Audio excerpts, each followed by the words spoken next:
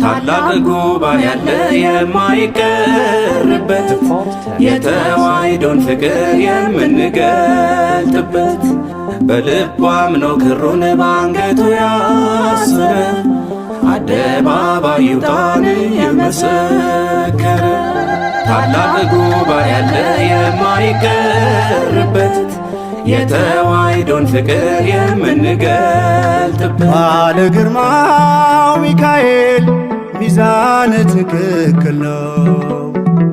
ባለ ግርማው ሚካኤል ሚዛን ትክክል ነው።